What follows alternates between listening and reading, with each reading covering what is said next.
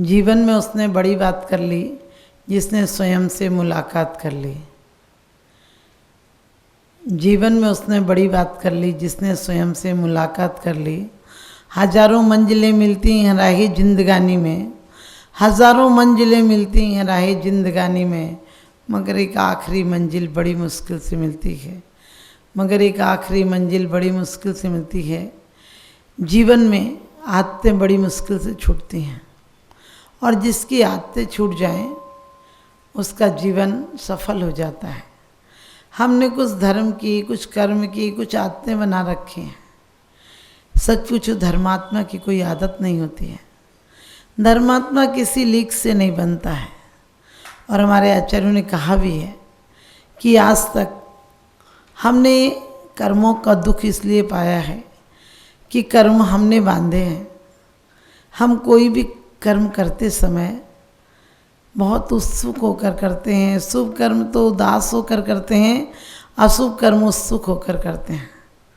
क्रोध करना हो, मान करना हो, माया, छल, कपट, ईर्ष्या, चोरी, बेईमानी, जितने काम करना हो वो सब हम कर लेते हैं और करके आनंद भी मानते हैं। लेकिन जितने पुण्य काम होते हैं, जितने हमारे शुभ के काम होते हैं, जितनी हमारी ऊर्जा शुभ में जाना चाहिए उसको हम सब कल पर छोड़ देते हैं। आज हमारी जितनी शिक्षा है वो सब गलत शिक्षा है, क्योंकि वो सिर्फ पेट भरने या आजीविका चलाने की शिक्षा है। शिक्षा वो होनी चाहिए जो हमें आत्म मुक्त करे, जो हमारी आत्मा को मुक्ति की तरफ ले जाए। शिक्षा वो होना चाहिए जो हमें बंधनों से मुक्त करे। कौन से बंधन है जीवन में? हमारे जीवन में बंधन है कर्मों के, आत्तों के, संस्कारों के। पुराने संस्कार हमारे पड़े हैं राग द्वेष के और वासनाओं के, भूख प्यास के, कलह के, ये संस्कार पड़े हुए हैं। आपने देखा कोई दूसरा कुछ कहता है और आपका मेन स्विच दबा देता है, आप उससे क्रोध करने लग जाते हैं। आपको कोई प्रशंसा करे आप खुश हो जाते हैं, आपकी कोई निंदा करे आप नाराज हो जाते हैं। और इतना ही नहीं, आपकी झूठी प्रशंसा से भी आपको तसल्ली मिलती है। दुनिया में सच्ची प्रशंसा कौन करता है? क्योंकि लोग जो आपसे कहते हैं कि आप बहुत सुंदर हो, वो आपके चरित्र को नहीं देखते हैं, चित्त को नहीं देखते हैं, वो सिर्फ आपके चेहरे को देखते हैं। और आपने देखा होगा जब आपको फ़ोटो खिंचाते हैं तो आपको उनको नहीं मुस्कुराना हो तब भी मुस्कुराते हैं, क्योंकि आपको पता है जैसा मेरा चेहरा होगा वैसा ही फ़ोटो आ जाएगा। उसके बाद शायद फ़ोटो में तो कुछ बदलाव किया जा सकता है, लेकिन हमारे चित्त की जो फ़ोटो खिंच जाएगी, चित्त की जो जिस समय जो परिणति चल रही है उसमें कोई परिवर्तन नहीं किया जा सकता है। तुम अपने चित्त को सुंदर बनाएं, अपने चित्त को आदर्श बनाएं, चित्त को इतना दर्पण की तरह बनाएं कि कोई भी आए तो उसमें प्रतिबिंबित हो जाए। लेकिन हमारा चित्त इस समय बिल्कुल अशांत है, रुग्ण है। हमारे चित्त में इतनी अशांति है। क्यों अशांति है? क्योंकि हमने अपने आत्म स्वरूप को नहीं पहचाना। कहते भी हैं, आचार्यों ने कहा, उत्तमा स्वात्म चिंता च देह चिंता च मध्यमा अधमा काम चिंता च पर चिंता धमाधमा। और दौलत राम जी तो कहते हैं, आश्रव दुखी कारी घनेरे बुद्धिवंती तीने निर्वेरे। आश्रव क्या है? मिथ्यात है, अवृत्ति है, प्रमाद है, कसाय है, योग है। ये सब हमारे आश्रव के कारण हैं। हमारी आज हालत ऐसी हो गई कि जिस प्रकार से हम मित्र को बुलाते हैं, उसका सम्मान करते हैं, तो वो कुछ दिन रुक जाता है। लेकिन हम दुश्मन को आने तक नहीं देते हैं अपने घर पर। उसका पता चल जाए तो ताला लगाकर चले जाते हैं।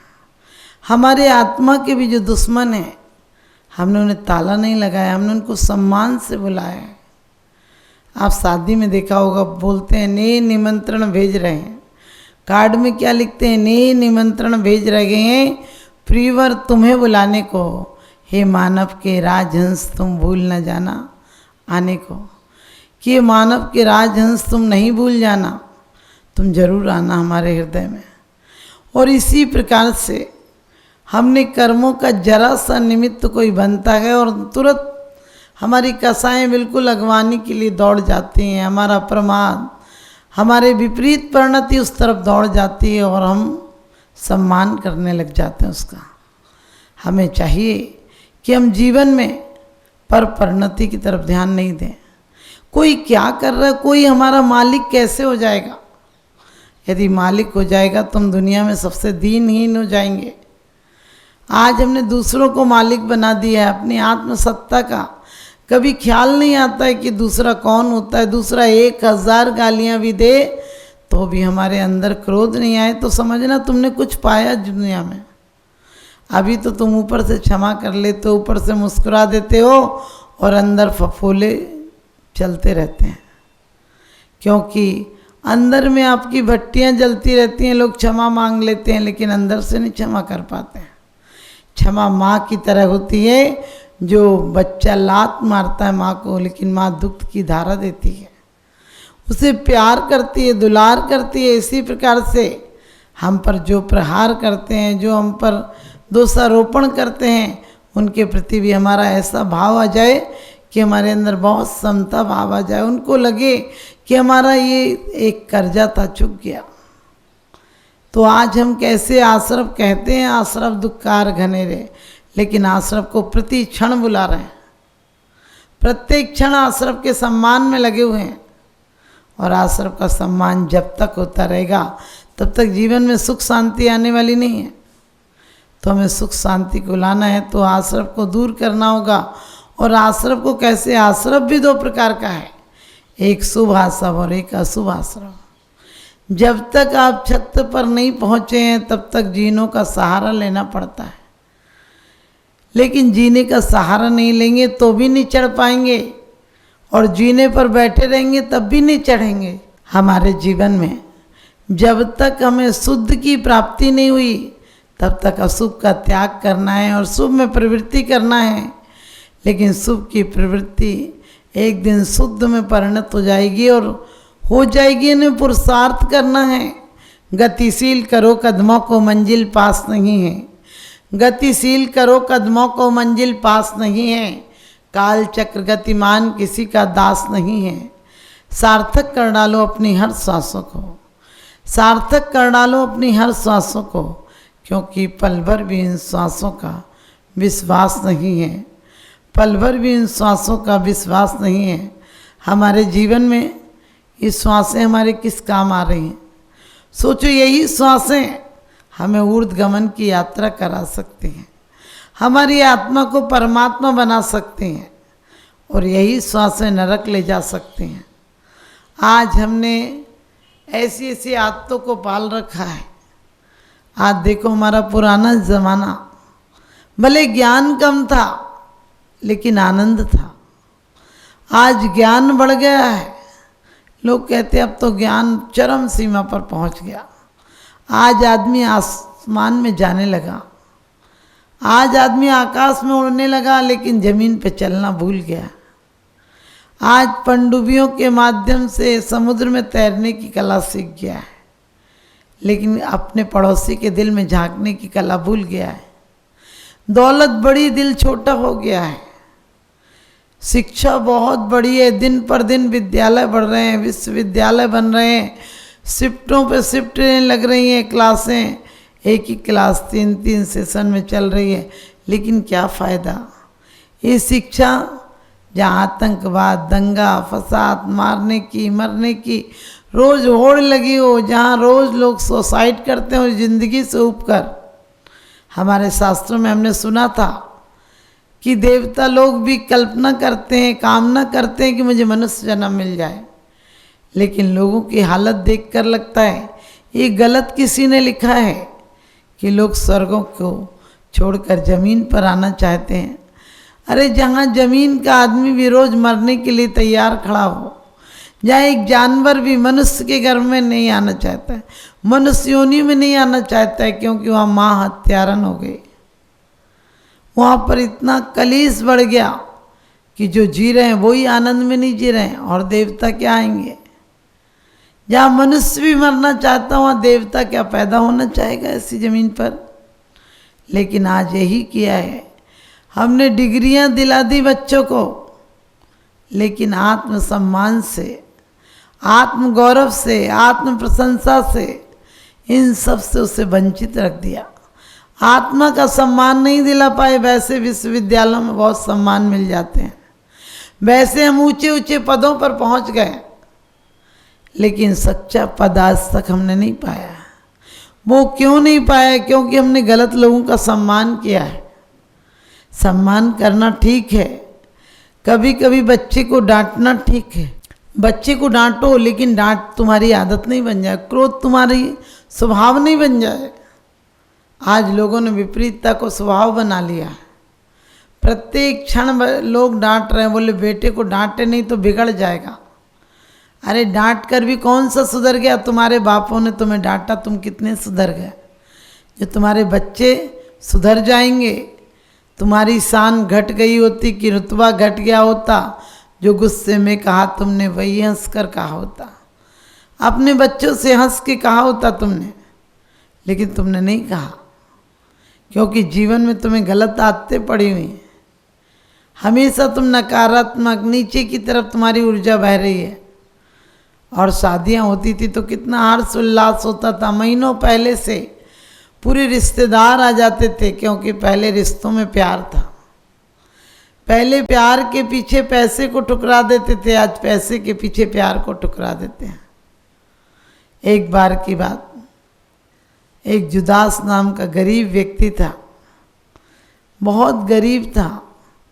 खाने को घर में 5 दिन से चूल्हे में आँच नहीं डली थी, कुछ पकाने को नहीं था, तो क्या करें आँच डालकर। और अचानक एक दिन सुबह सुबह उठा और उसके पीछे तालाब था, उसके घर के पीछे। उसने देखा आज तो एक बहुत सुंदर कमल, बेमौसम का कमल खिला है। बस उसकी तो क्या कहना, खुशी का ठिकाना नहीं रहा। कहने लगा आज कोई एक आध पैसा तो दे देगा तो आज का चूल्हा तो चल जाएगा, आज बच्चों की भूख शांत हो जाएगी, कम से कम आज कुछ खाने मिलेगा। 5 दिन हो गए, बच्चे भूख से तड़प रहे हैं। इस कमल को बेच आऊँगा तो जरूर कोई ना कोई भाग्यवान ले लेगा और मुझे 2 पैसे दे देगा। लेकिन जैसे ही कमल को लेकर घर के बाहर निकला है, थोड़ी ही दूर गया था, राजपथ पर एक आवाज़ आई पीछे से। सब जानते थे कि दरिद्र है, दरिद्रों को भी लोग जानते हैं, संपत्तिवान को भी जानते हैं। पीछे से एक आवाज़ आई, कमल का फूल कितने में दोगे? और उसने मुड़ कर देखा, नगर सेठ था। उसने कहा बाबूजी आप जो देना चाहें दे दीजिए, आपसे क्या मोल भाव लगाना, आप तो स्वयं अच्छा लगा दोगे। और उसने कहा कि तू बोल तो सही, उतना ही दे दूंगा, बहुत सुंदर बेमौसम का फूल है। बात पूरी भी नहीं हो पाई थी, दूसरी आवाज़ आई, जुदास मुझे ही फूल देना, मैं ही लूँगा। वो तो चौंक चुका, वो चौंक गया कि ऐसा कौन है जिसने फूल की कीमत लगाने की कही है। और जुदास ने कहा, मुड़ के देखा और कहा कितना दोगे? उसने कहा जो सेठ देता हो उससे दुगना दूंगा। सेठ ने 5 स्वर्ण मुद्राएं कही थी। उसे अपने कानों पर जुदास को भरोसा नहीं हो रहा था कि कोई इतना भी दे सकता है क्या। वो तो एक आध पैसे समझ कर आया था। और कहते हैं जैसे ही जुदास ने मुड़ के देखा तो उसने देखा कि वास्तव में मंत्री खड़ा है और मंत्री कह रहा है कि मैं 10 मोहरे दे दूंगा। और मंत्री की बात पूरी भी नहीं हुई थी, इतने में एक आवाज़ और आई, राजपुरोहित की। उसने कहा मैं 100 स्वर्ण मुद्राएं दे दूंगा, कमल मैं लूँगा। बात चल रही थी, तीनों खड़े थे। राजा की सवारी आकर पास में रुकी और कहने लगी जुदास ये कमल मैं लूँगा और तुम्हें 1000 गांव दे दूंगा। जुदास की सब्र की सीमा टूट गई और कहने लगा आप लोगों को क्या हो गया, एक फूल ही तो है, आप दाम पर दाम बढ़ाए जा रहे हैं और आपने तो वो दे दिया जो मैंने इस जीवन में स्वप्न भी नहीं देखा था कि कभी कोई मुझे 1000 गांव दे सकता है, मेरे पास तो एक झोंपड़ी भी नहीं। उसने कहा ये बता दो कि आप लोग इतनी कीमत क्यों लगा रहे हो। उसमें से पुरोहित बोला, जुदास अब तुमसे भी क्या छुटवाना, गांव में बुद्ध आए हैं, उन बुद्ध जी के चरणों में हम चढ़ाना चाहते हैं और सब ने अपनी दौलत दांव पर लगा दी है कि हम चढ़ाएं हमारी दौलत लग जाए, लेकिन ये उपहार सही जगह भेंट हो जाए। जुदास ने कहा कि सौदा कैंसिल हो गया, अब नहीं दूंगा तुम्हें, तुम पैसे से चढ़ा सकते हो, मैं भी प्रेम से चढ़ा दूंगा। तुम्हारे पास पैसा है, मेरे पास प्रेम है, और गरीब आदमी भी तो आत्मा रखता है, वो भी तो प्रेम कर सकता है। और उसने कहा कि मैं ही चढ़ा दूंगा। और लोगों ने समझाया कि ले ले पैसे, जन्म जन्म की दरिद्रता मिट जाएगी, तेरी कई पीढ़ियां सुखी हो जाएंगी। उसने कहा पीढ़ियां यही मिलती हैं, यही छूट जाती हैं, पीढ़ियों का क्या करना फिर देखा जाएगा, लेकिन मैं तो भावों से चढ़ा दूंगा। इनकी कृपा रही तो पीढ़ियां फिर भी पल जाएंगी, क्योंकि जीने को हर लोग जिया करते हैं, जीने के ढंग अलग अलग हुआ करते हैं। कुछ जीते हैं फुटपाथों पर, कुछ महलों में जिंदगी गुजार देते हैं। उसने यही कहा कि क्या करना फिर देख लूँगा, लेकिन कम से कम मैं जुदास के लिए जो कहा है उसने, तो मैं जुदास ने कहा कि मैं पैसे नहीं लूँगा।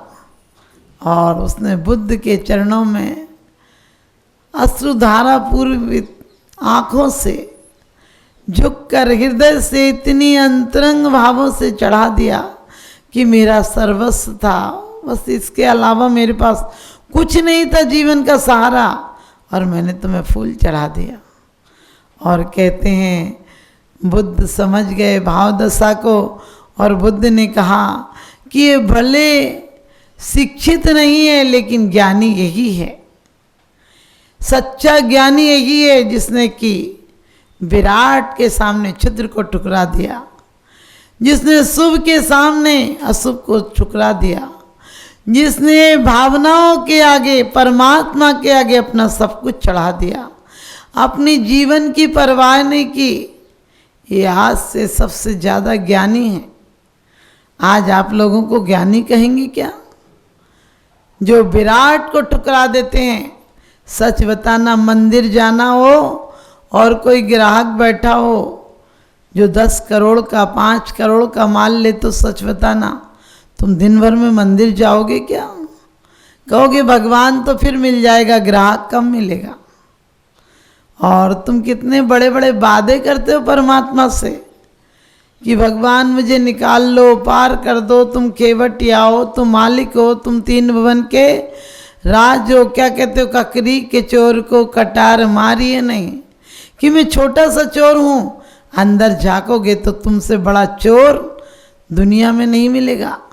हमने तन की चोरी की, तन मिला था तब करने के लिए तन की चोरी की, मन की चोरी की, मन शुभ भावों के लिए मिला था, मन की चोरी की।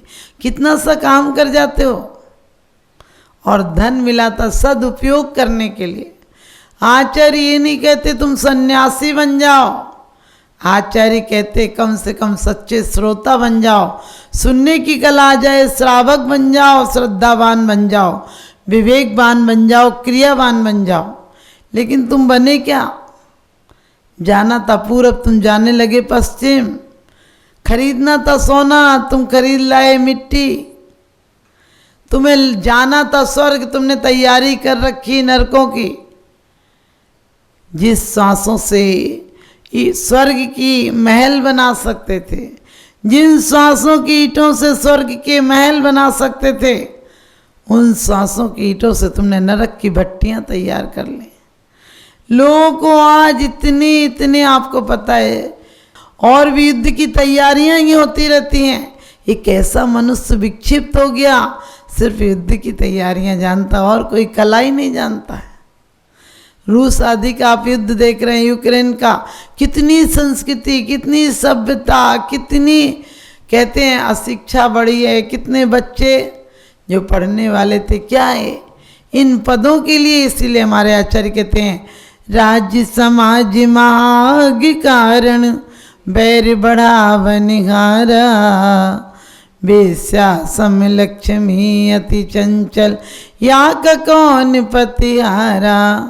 अरे चक्रवर्तियों के साथ नहीं रहती है, उन्हें भी छोड़कर चली जाती है, या वो चले जाएं तो अनंत लक्ष्मी दिला देती है, और खुद लक्ष्मी जाए, मौत आने के पहले छोड़ दे तो स्वर्ग और मोक्ष जाते हैं चक्रवर्ती, और मौत के बाद छूट जाए, मौत के बाद छुड़ा लिया जाए, आप सबसे भी छुड़ा लिया जाता है। त्यागी खड़े खड़े जाता है और रागी पड़े पड़े जाता है। त्यागी का महामहोत्सव मनाया जाता है, मोक्ष कल्याणक मनाया जाता है, और रागी का मातम बनाया जाता है। तो आप लोगों का मातम नहीं, महोत्सव मने, आपकी मौत भी रोए कि आखिरी बार आई थी, अब आना नहीं मिलेगा। आओ तो ऐसे आओ कि आना बाकी न रहे, और जाओ तो ऐसे जाओ कि जाना बाकी नहीं रहे। तो आप लोग ये मत सोचना मंदिर में आकर धर्मात्मा हो जाओगे। धर्म की शुरुआत घर से होती है, धर्म की शुरुआत बचपन से होती है, धर्म की शुरुआत शुरू से होती है, धर्म की शुरुआत हृदय परिवर्तन का नाम है। आप सबके हृदय परिवर्तित हों और आप एक आनंदमय जिंदगी जिएं। जिस पल में हम हंस सकते हैं उस पल में हम रोएं क्यों, जिस पल में अमृत भूज सकते उस पल में विस्मोएं क्यों। छोटी छोटी सी बात में घरों में तकरार मत बढ़ाओ, तुरंत निपटाओ, क्योंकि बातों को बढ़ाने से फासले बढ़ते हैं, और बातों का समझौता के स्टेशन पर लाने से फासले घटते हैं, फैसले हो जाते हैं। तो आपके ज़िंदगी के हर समस्याओं के फैसले हों, आपकी ज़िंदगी की समस्याएं फासला पैदा न करें। मेरा यही शुभाशीष, और आपके जीवन में खुशियों की बरसात हो, आपका जीवन एक आनंद का उपवन हो, आपका जीवन एक महोत्सव बने। मेरा यही शुभाशीष।